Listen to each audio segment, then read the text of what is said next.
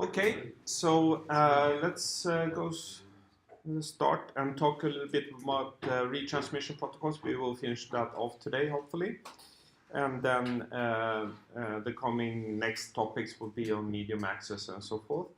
We're more than half done through the course. I hope the project are progressing well. If they're not progressing well, then you need to be panicking a little bit. I'm sorry, but you need to maybe take it a little bit more seriously, because now we're running into the deadlines coming up and so forth. Okay. I don't know if you noticed, but I record now also the screen, so that's available at YouTube also if you want to just see the slideshow.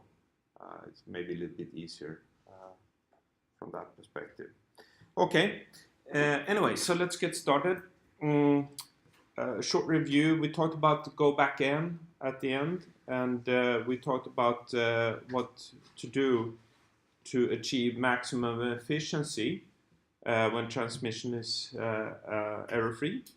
The thing we want to do then is to design the send window size and the timeout according to these rules. And for a fixed frame duration TF and a fixed round trip time T0, then we can choose the size to be such that essentially you always transmit. That's the idea, that if you have a packet and the channel is available, you transmit. And then you need a window size which is large enough to support this. And then you need a timeout, that timeout should be greater than the turnaround time, otherwise we will trigger unnecessary retransmissions. So that's the lower bound of that, but you don't want to make the timeout too large, because then there are many packets to be retransmitted when there is a timeout. We'll go through an efficiency analysis to make this even clearer today, I hope. So this is what to do when there are no errors. Then this is a good choice. Then timeout doesn't matter. When there is no errors, you can set the timeout to, as long as it's long enough, that's okay.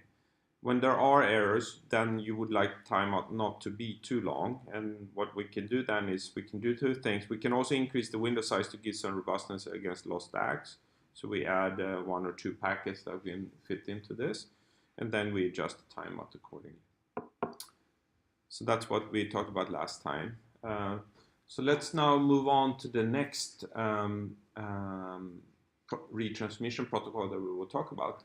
And if you remember, what we're trying to do now is that we went from stop and wait to go back N, because in stop and wait we spend a lot of time just waiting for acknowledgements in certain situations.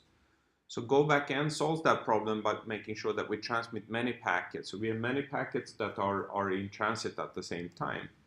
And that works well, except when we start to get a lot of frame errors. When we get that, we trigger a lot of retransmissions, because when there is a timeout in go back N, we transmit everything which is in transit. We go back and transmit the whole send window again.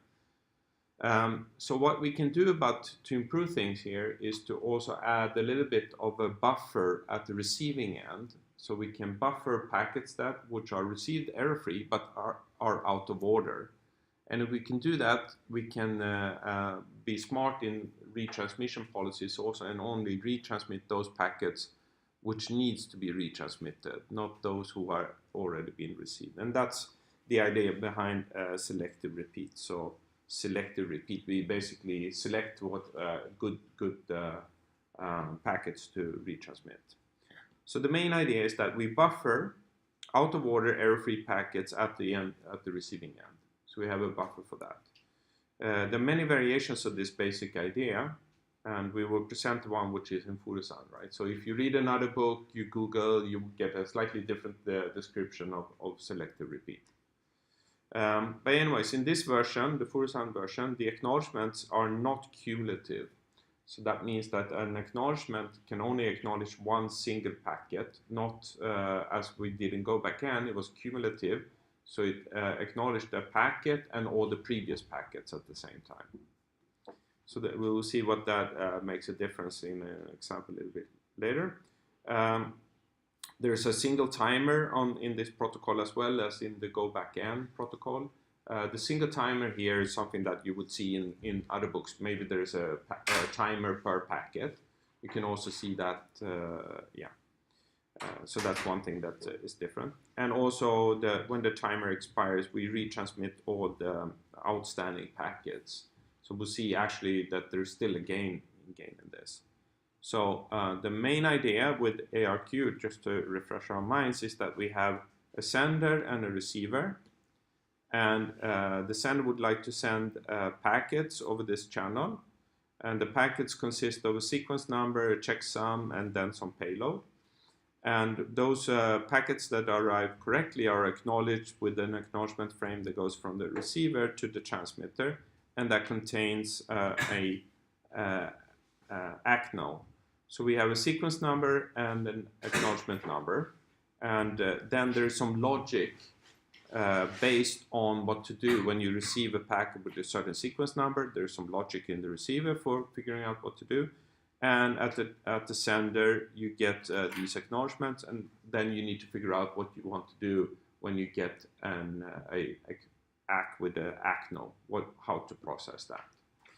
Okay, so in selective repeat, we have a send window, and we have a send window here where the first slot here, we have a pointer to that called SF, so it's a state variable. It's the first or the oldest outstanding packet. And an outstanding packet is a packet which has been transmitted but have not yet been acknowledged. Okay, so the sender is unsure about the status of the, what should we call them, the reddish packets here. But then there is also a packet here which is grayish bluish here. And that's a packet which has been sent but has been acknowledged. So we know that this packet has arrived at the receiver. However, we don't know if this has been delivered yet or not, but it will be delivered eventually. So anyways, there is no need to retransmit this grayish packet here from the transmitter's point of view. And then there is some timer also here at the transmitter side. At the receiver side, there is also now a receive window which is has a size which is greater than 1. Because if you remember in go backend and select and in stop and wait, there is only space for one packet here. Okay, so there is no space we can buffer packets here. But here we have then a receive window, and there is a pointer pointing at an empty slot in this buffer, and this is a packet which is the next that can be delivered to the application. So this is the packet which is now currently missing. When this packet arrives, then this packet can be delivered directly to the application. This packet here, the grayish one, has been received without errors, but it cannot be delivered because then we would deliver things out of order. Okay, so this one is stored for future delivery to the application layer, to whatever high layer protocol we have. And here's another empty spot, and here's another buffer here.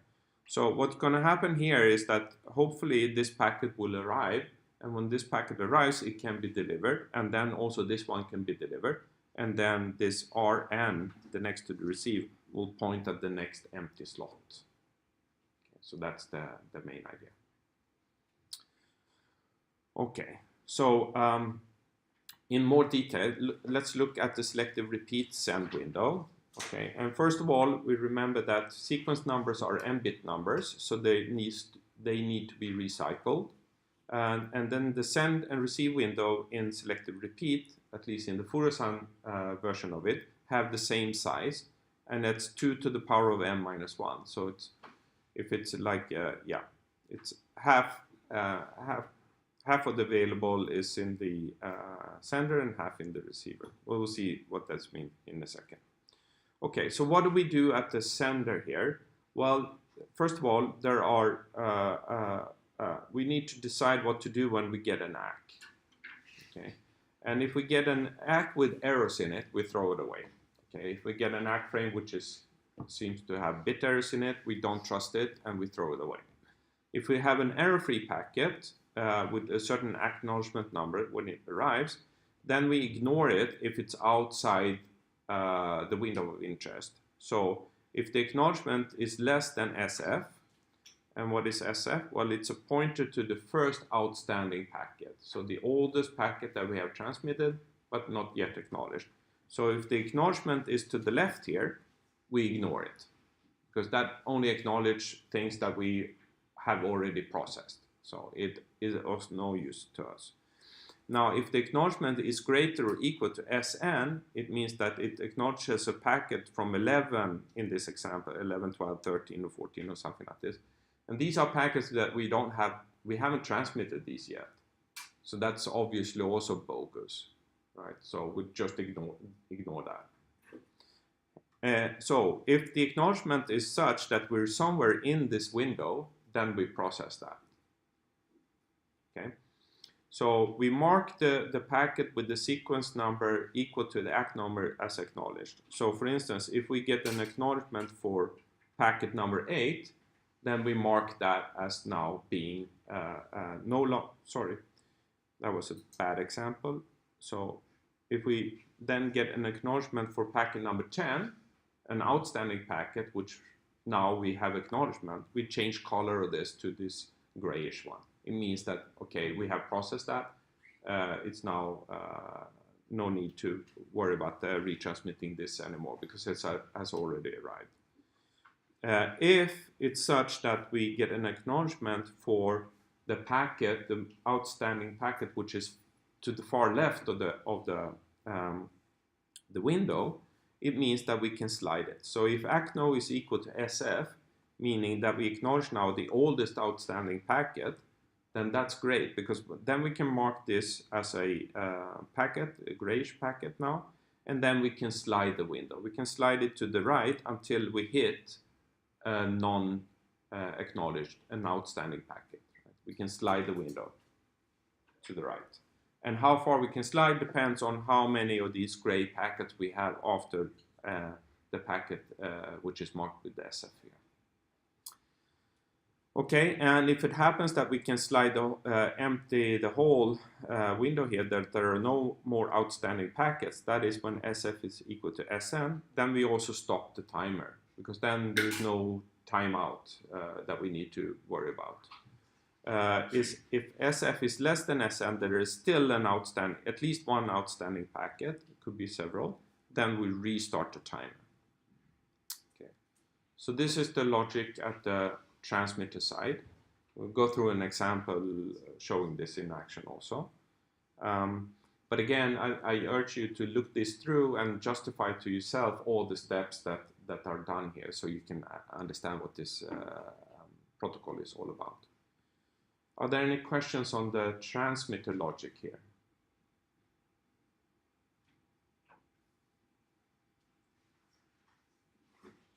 No, we're fine. Okay. Then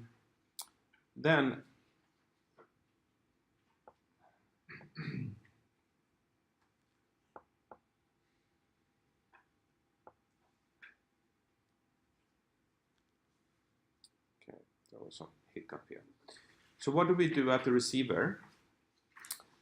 First of all, what can happen here is that we get packets, and if we get a packet which has errors in it, we throw it away. If it has no errors in it, then we check the sequence number. And if the sequence number is outside the receive window, so it's either to the left, which are packets that we have already delivered, or to the right, where these are packets that don't fit into the receive window, then we throw it away. We throw it away and we send an acknowledgement reminding the transmitter that the next one that we really would like to get is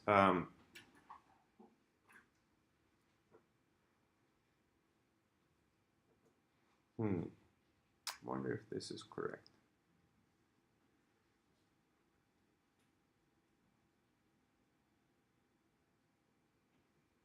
Okay, let me check if this is actually correct. The rest I think is correct, however. If the sequence number is inside the window, what we do, then we store the packet in the receive window and we send an acknowledgement with this sequence number.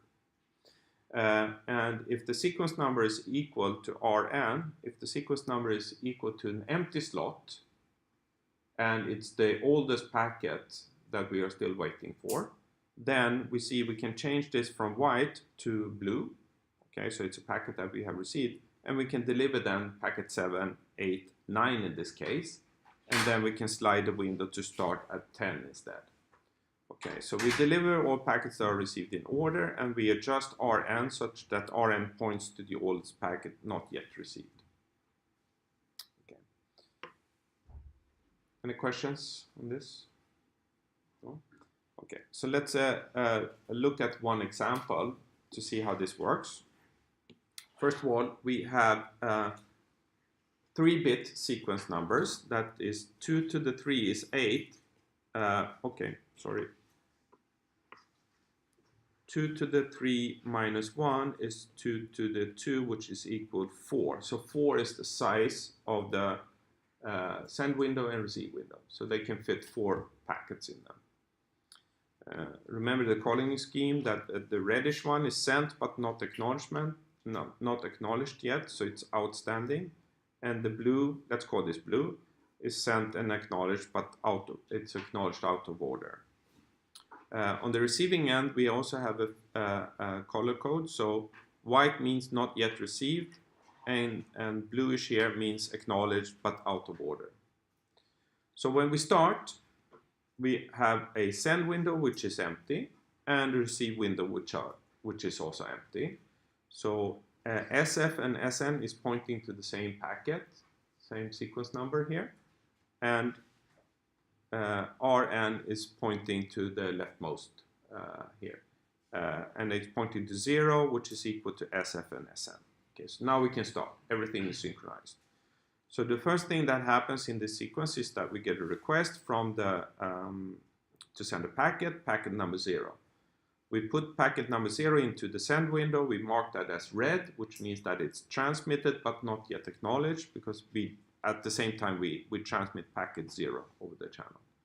So when packet 0 arrives here, it's put into the buffer, but since packet 0 is also equal to Rn, it means that it can be immediately delivered because it comes in order. So packet 0 is delivered to the application. The receiving window slides, so the next packet that the receiver is looking for is 1. Okay, and then it sends an acknowledgement for the packet that it just received, which is packet 0. So we see here that reception of packet 0 gets an acknowledgement of packet 0. So the sequence number and ACK number is the same. So what's happening then at the receiving end is that, okay, we get an acknowledgement, we check the acknowledgement number, and we see, okay, so that corresponds to an outstanding packet. So we mark that as now being blue rather than red. And since it's also the leftmost packet here, we can slide the window to the right. Okay, and then we're back to the same starting state, except now everything points to packet number 1 than packet number 0 as we had earlier. Okay, so this was a successful transmission of a single packet. Now, if we transmit the next packet here, or we get a request, we get a packet number 1, we put it into the send window, we mark it as red, sends over the channel, but it's lost. Okay, receiver does nothing, of course, because the receiver hasn't received anything. We get a new request, packet number 2, we put that in the send window, we mark that as red, we send that over the channel. This packet is now received without errors, but since it's not received in order because the sender needs packet number 1, the receiver needs packet number 1 in order to deliver the next packet in order, right? Because we have just delivered packet 0, so the next one we want to deliver is 1, not 2, but we got 2, so we put that into the send window for further processing. And then we send an acknowledgement for that packet. And we get an acknowledgement for a packet here. The transmitter says, okay, so packet number 2 is no longer red. It goes from red to gray. Okay, marked as, okay, good, this has now arrived. No need to retransmit this. We get another packet to transmit. That's packet number 3. We put that into the send window. We mark that as red. That is outstanding. We transmit that over the channel. It's received, but it's received out of order because it's still not packet number 1, which is what the receiver is waiting for. So it puts that into the buffer and then acknowledge that. And then we go from red to gray in the send window. Okay, and then at this point in time, the next thing that happens is that there is a timeout. Okay, and when there is a timeout, the selective repeat mechanism, what it does, it looks through the send window and it retransmits all the red packets, all the packets which are outstanding. In this case, it happens to be just one, but there could be several, right? So it just retransmits this one, packet number 1, and sends that over the channel. And now, this is good news for the receiver, because now it gets packet number 1, which is exactly what it's been looking for. So it puts in packet number 1 here and sees, okay, now I have a sequence of 1, 2, and 3 of correctly received packets, and I can deliver those to the application. So the application gets packet number 1, 2, and 3 in correct order, and we slide the receiving window to now point at 4. 4 is the next packet that the receiver is looking for. And it happens also to, okay, and then it sends an acknowledgement of packet number 1 over the channel. Now the receiver here, the transmitter sees, okay, now I get an acknowledgement for 1, the only packet who I'm uncertain about its status. I change this from red to blue, and then I can slide the window, and I can slide it all the way to 4, because that's an empty slot. So then it slides, and it's like this. Okay, so that was a fairly long example. Any questions on the logic or what's going on at different stages here? Yes? What happens with packet number 0? Yeah, so packet number 0, it just arrived here, and it was put in here actually. So it was put in here temporarily, but since it's also the leftmost packet, it got immediately delivered and the window slided to the right. So it actually, yeah, it went in and then immediately went out, and then when the window slided. Yeah. Yes. What is M? And what is that? Like how you calculate S n equals 3? The first thing you did. Oh, this one. Yeah. So the window size at both ends. So this is the window size of the transmitter, and this of the receiver. And in selective repeat, when we have m bits, the size of the window is 2 to the power of m minus 1. Yeah. So in this case, we have m equals 3. So 2 to the 3 is 8. Divide that by 2, you get 4. And that is the size of the windows. So if we had, say, 4-bit here, we would have 2 to the power of 4 is 16. Divide that by 2, we get 8. So then we have 8 slots in the send window and 8 slots at the receive window. Is M like the size of the package? No, M is the number of bits that you allocated to the sequence numbers. And remember that the sequence numbers is in the header of the packet that you transmit, and you don't want to waste many bits on your header. So that's always constrained to a relatively small number of bits. 16 bits maybe the maximum, I don't know.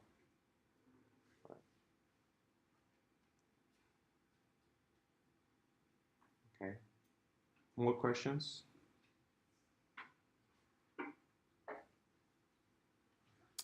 Okay, good. So if one wants to look at this in a state diagram, finite state machine diagram instead, one can look at this. So let's see, I had one problem that I looked at. Okay, so that was actually at the receiving end. So let's see what it says here.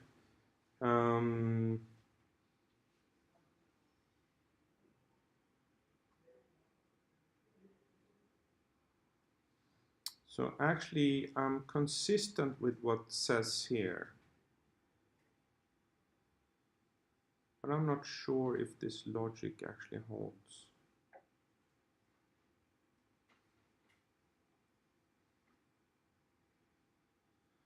Okay, how about this? You take this with a grain of salt.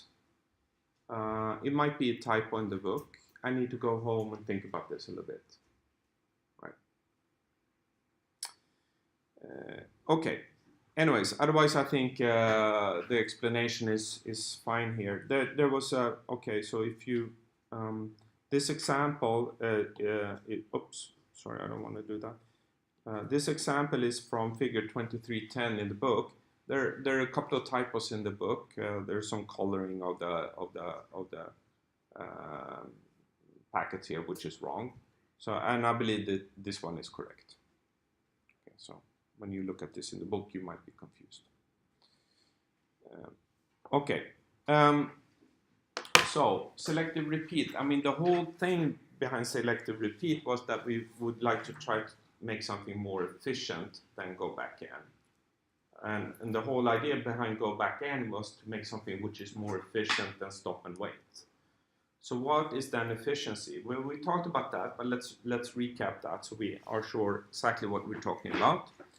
So if we have an ARQ protocol, it resides in a layer, okay, and let's call it layer N here. I mean, it could be in the data link layer, it could also be in the transport layer, it could be in many different layers. So in Furusan in the book, all of these are described in the transport layer chapter, but some of these protocols could very well be in the data link or in both actually. So ARQ protocols are not tied to one specific layer only. They could be a different layer. So if we have layer N here, for instance, the idea is that the layer N protocol should provide a service. It should provide a service to the layer above it. Okay, and that service should be error-free transmission of service data units. Okay, and it should be layer N service data units, which is the same as the layer N+1 protocol data units. This is they are actually equivalent. There is the same thing. So then the effective data rate of the service, what is that? Well, it's the rate, the data rate that the layer above us perceives. Okay, so it's the data rate which is provided to layer N+1. So how can we calculate that? Well, one way to do that is to take the number of bits in the service data unit. This is the bits, the payloads we get from above. And then we divide through with the time it takes to transmit this on the average, if you like. And that should be the data rate from above. So this is and then in bit per second. Like this. Now the layer below us is the layer that actually transmits the ARQ protocol data units. So that will be the payload plus whatever headers we put on that, and this and that, and acknowledgements and so forth. So if that has an effective rate, let's call it R. Okay, so this is the data rate of the service that I use. And RF effective is the data rate for the service that I provide. Then the ratio between these two things tells us how efficient my implementation of this service is.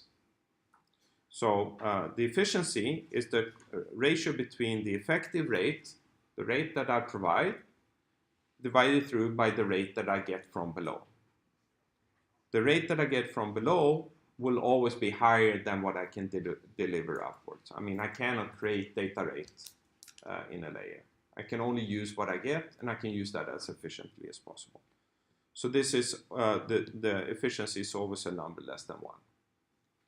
Okay, and then to emphasize what's going on, in other words, let's go about this. I mean, here we have the ARQ protocol, right? Okay, whose efficiency we would like to somehow judge. The ARQ protocol transmits payloads and headers and receives acknowledgements back and forth here, right? And the logical connection between these two units here, on both ends of the transmission here, has a data rate which is r bits per second. Now, on the layer above it, it looks like there is a logical connection between these two entities where they are transmitting layer n service data units between them, like this. And actually, this service data units is exactly the payload that we transmit down here. Okay.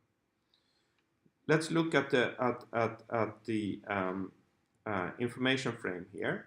It consists of a header and then the payload.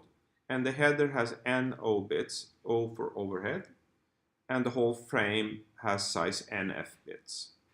Okay, and then it falls that the payload bits, the number of payload bits is NF minus NO.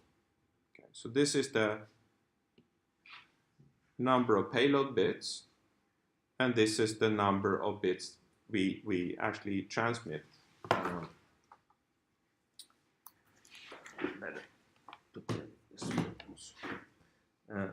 Number of bits that we are actually transmitting in an information frame.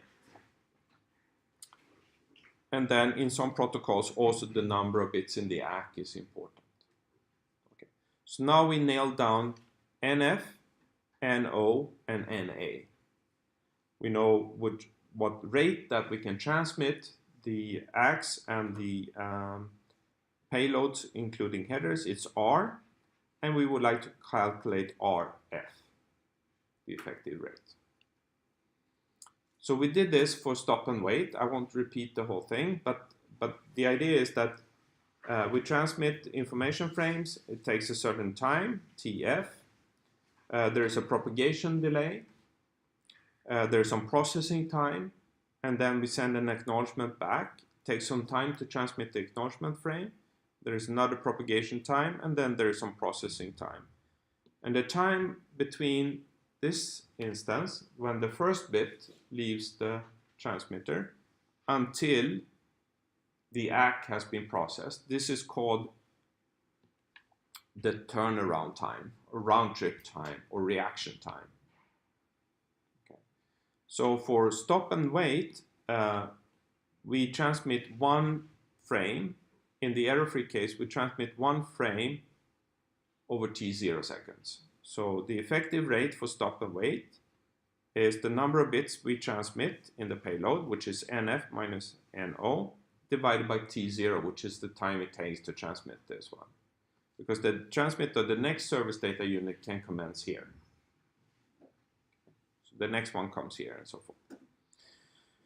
And then the efficiency of this can be written as this. Okay, so this we have already done. So let's now look at, this was the best we can hope for. In the green panel here, there is error-free transmission. So every frame that goes over the channel, we can decode, and every ACK that goes back, it's also error-free. So this is for error-free transmission, the best case we can hope for. What happens when we have independent frame errors? So let's look at that now.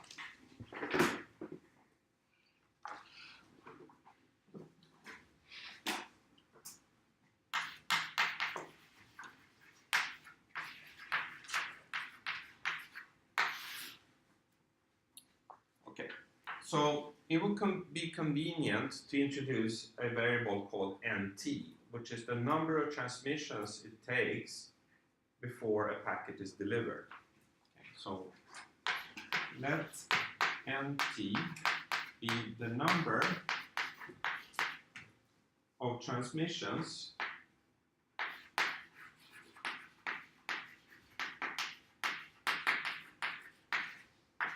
needed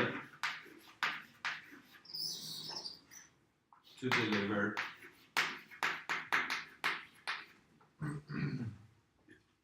a frame. In the best case, we only need to transmit once, right? In the worst case, we don't know. We can keep on retransmitting this frame forever, right? So the number of transmissions is either 1, 2, 3, 4, etc. It could be very, very many, right? So let's assume that frame errors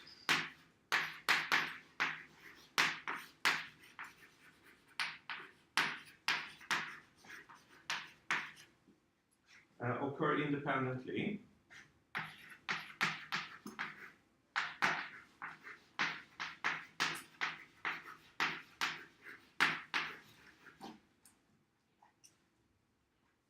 With probability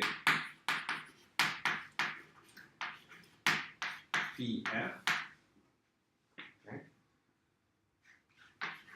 and that acts are never lost.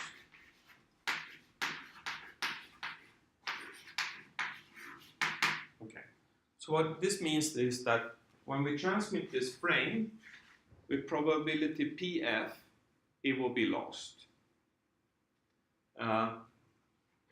And it means that the next time we transmit this one, it will still be subject to the same probability. But if I lost one frame, it doesn't mean that the next frame is more likely or less likely to be lost. So they're independent events, right? So every time we try this out, we start over fresh.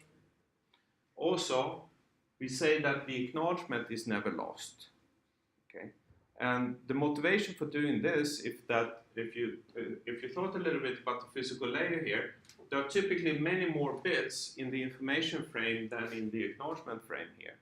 And if the bits are then somehow subject to independent bit errors, it's much more likely that we lose a frame.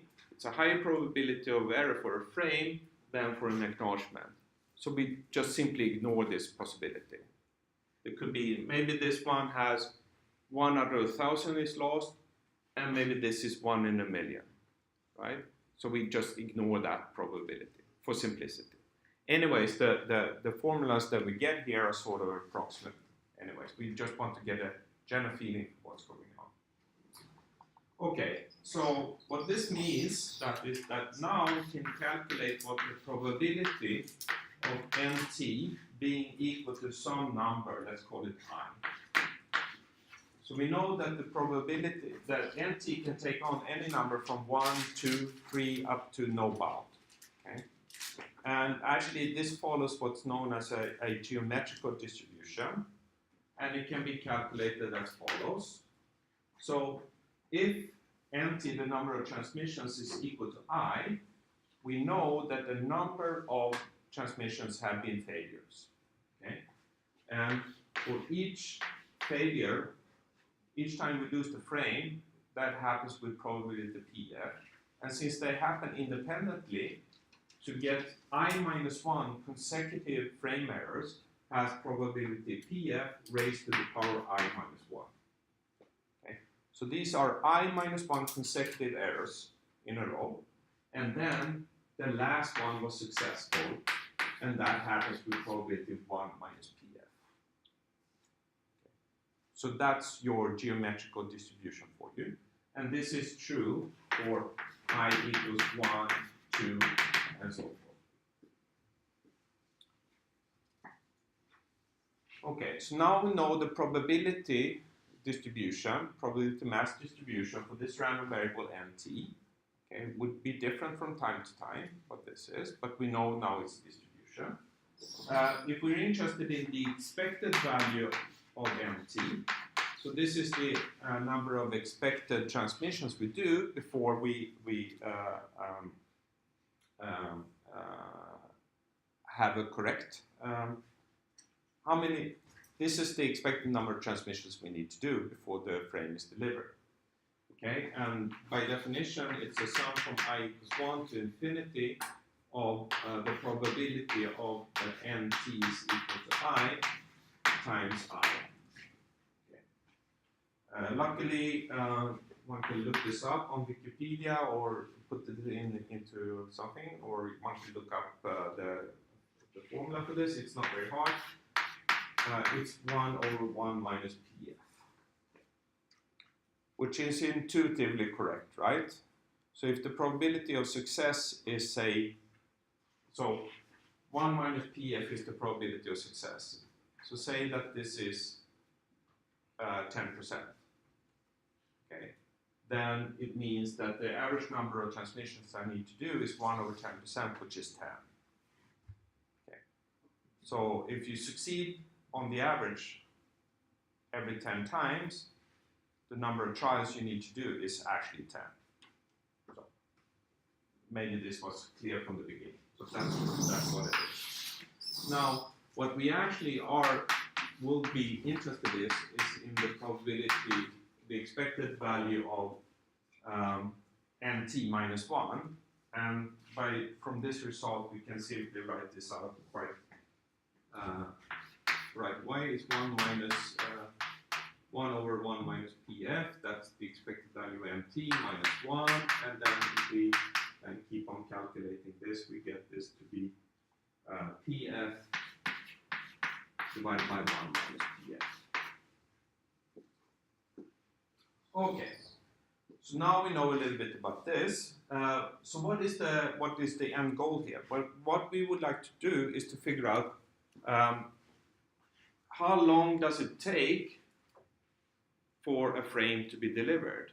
If there are no errors, it's t0, right? If there are two errors, if the first one was in error, the first frame was in error and the second frame was correct, it's 2t0.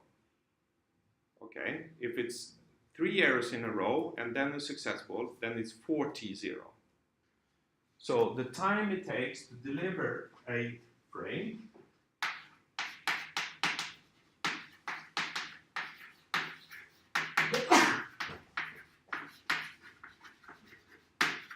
for stop and wait, so TSW is nt minus 1. Okay, so now there is also a timeout when we transmit the next frame. So if we say that, okay, so it's nt minus 1 times the timeout plus the transmission time for the last frame, which is t0. We'll immediately put the timeout to the smallest possible number we can, because we want this to be efficient. So we put this to be equal to t0. So then it's nt. Okay, so let's not do that. Actually, let's do that soon, but not right now. So the expected time for delivery is the expected number nt minus 1 times t out plus t0.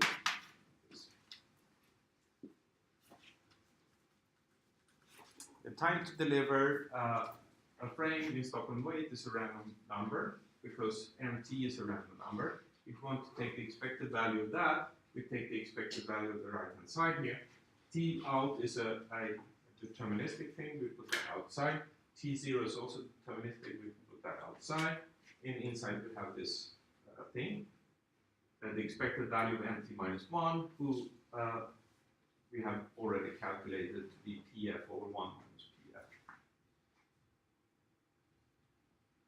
Okay, so then this is equal to t0 plus pf 1 minus pf times timeout.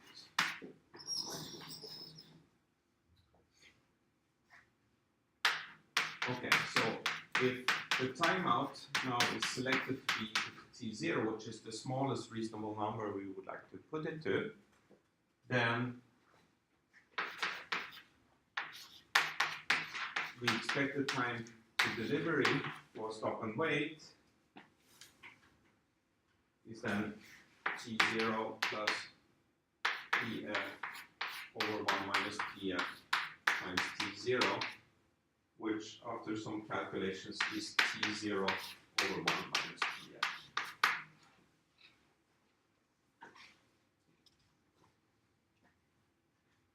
Okay.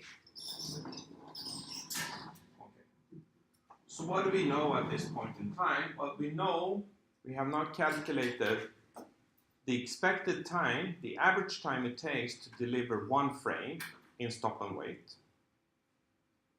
Okay. And what does it depend on?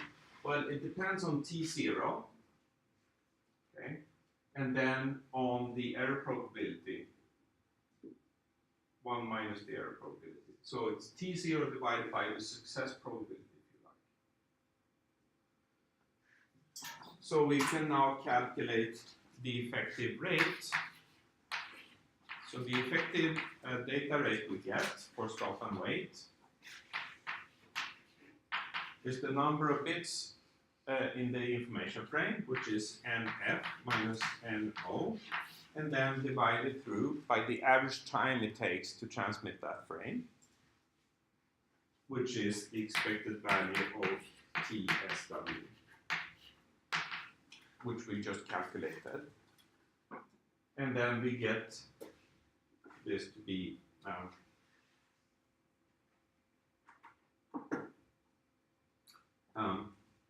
1 minus PF times NF minus NO divided by T0.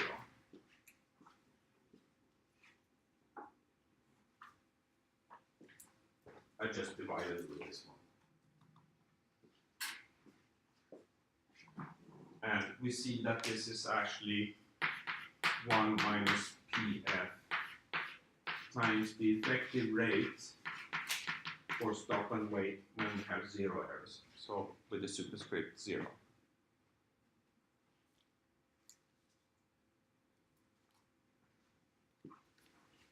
Because the effective rate when we did stop and wait with no errors is NF minus NO divided by T0. So what happens when we get frame errors is that we multiply the effective rate with 1 minus PF. Okay. So a sanity check, if PF is equal to 0, then we should get back the result we had in error-free. Okay, which is actually what we get, right? So this is the result for error-free.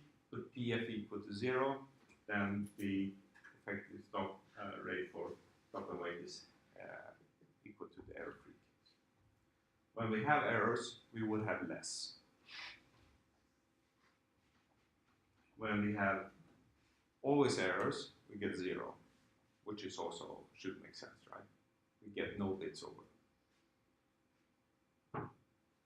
Okay, any questions on this derivation?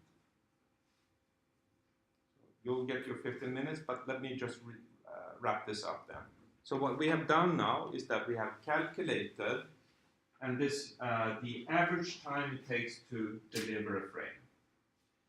And once we have done that, we can find the effective rate in the number of bits which are delivered divided through by the average time it takes to deliver this. That's the data rate. To get to the average number, average time it takes to deliver a frame, we need to figure out the statistics for the number of transmissions that we need to do. Okay. And that happens to be a geometric distribution. We can compute its expected value and so forth. And then we just plug that into the numbers here. And then we're done. Okay, so any questions?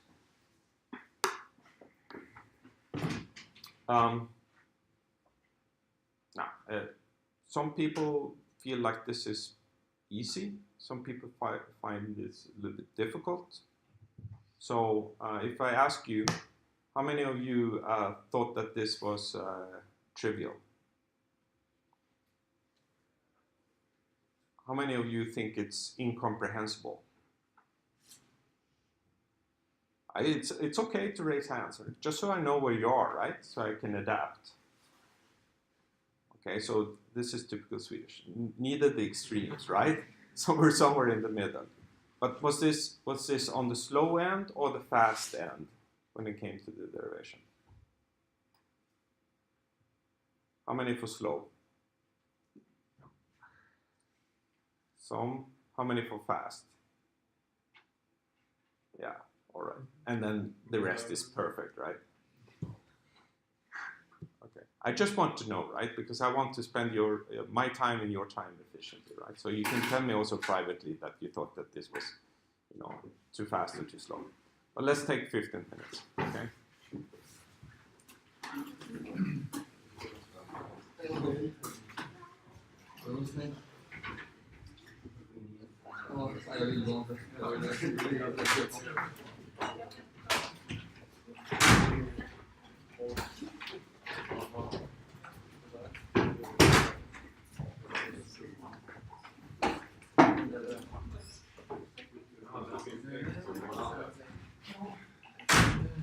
Det är plus att det går plus P.